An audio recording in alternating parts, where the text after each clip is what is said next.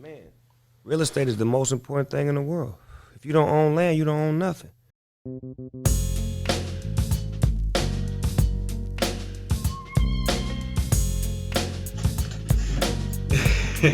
Yes, Snoop Dogg. Yes, I agree.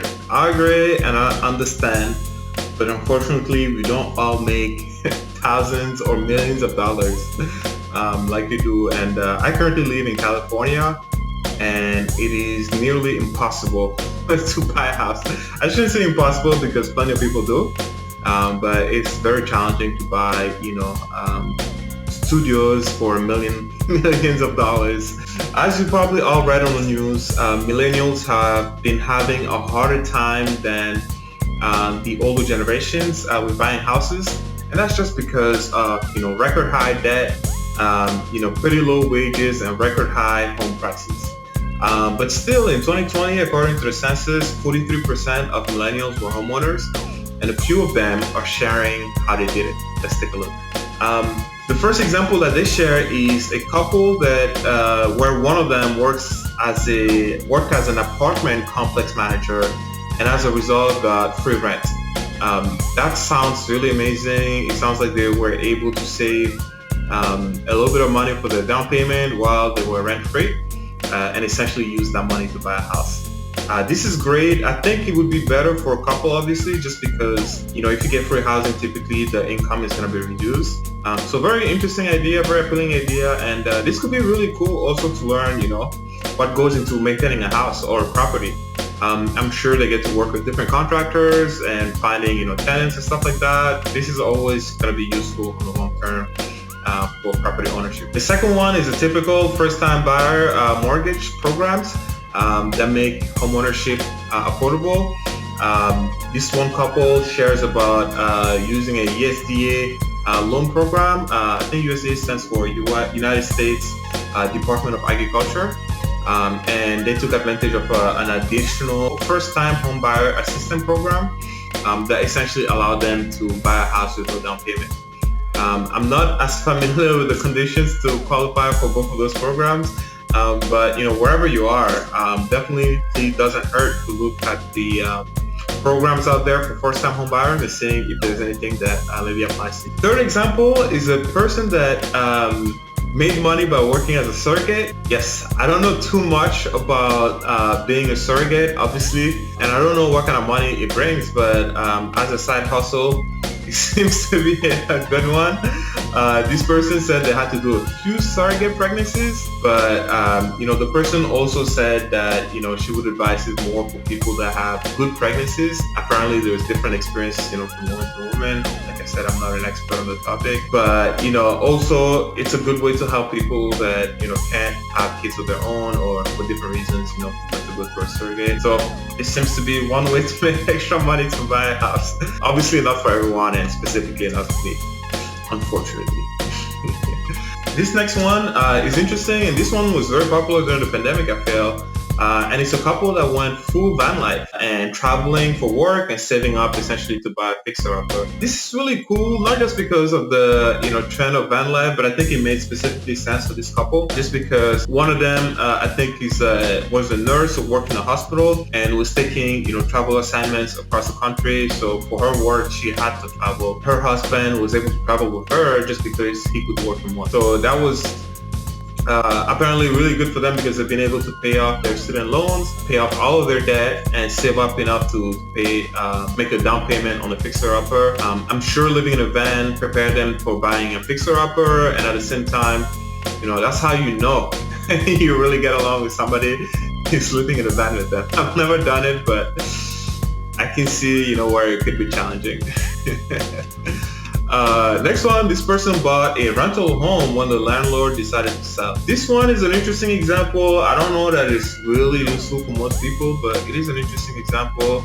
They ended up renting this property, and when the landlord said that he wanted to sell, they made an offer and they wrote a heartfelt letter explaining how much they love the property and how much it would mean to them to be able to buy that house, which somehow helped. I don't know how that's relevant to the story because they're saying they also had to borrow $30,000 from their mom, from one of their moms, I guess, from the couple, and that they had been gifting $10,000 from grandparents. So, but they may combine $180,000, which begs the question: either they're buying a really expensive house or they haven't been able to save. But either way, I think this specific example is more about getting some help from family to buy a house rather than buying the landlord's house. But it's possible that they got that house for a good price, which is why it's relevant that they bought it from the landlord by writing that letter.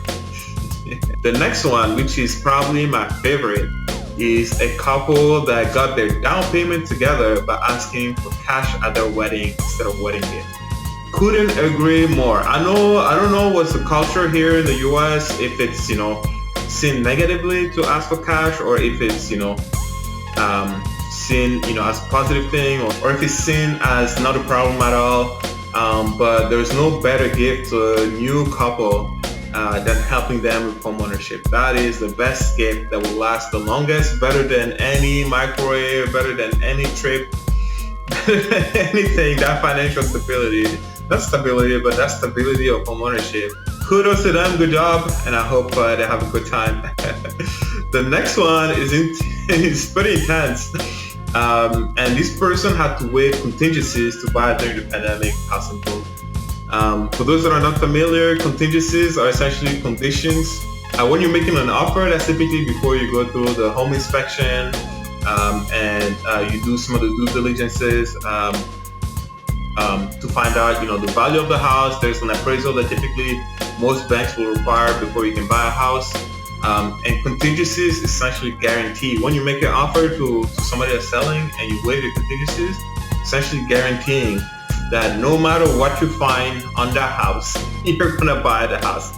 So very risky, but this couple explains that during the pandemic, they made offers on 15 houses and they kept being outbid.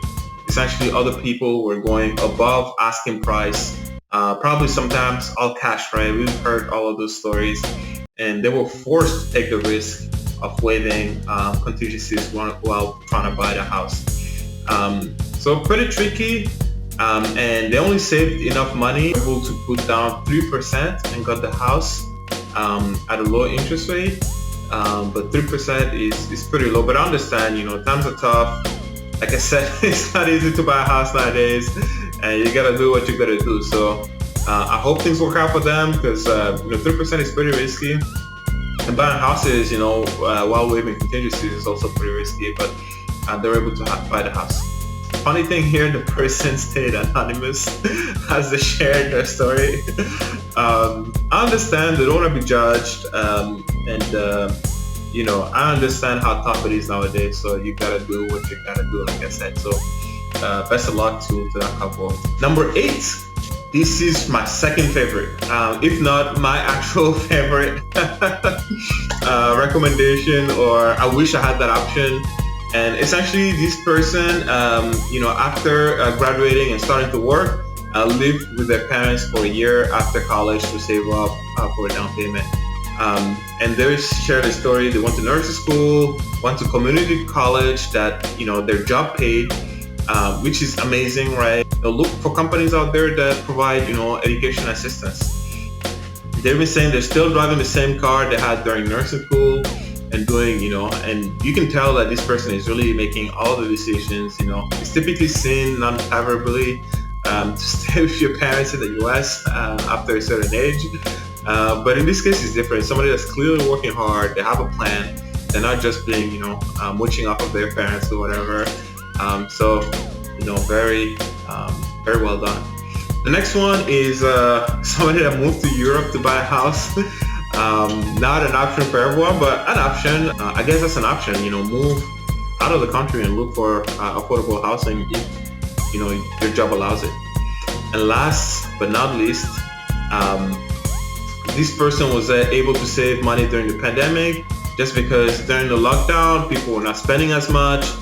They got stimulus checks, and interest rates were really low. So just by cutting their spending or being forced to cut their spending during the pandemic, they're able to save money and eventually have a down payment for work. So, sorry, and eventually have a down payment to buy a house.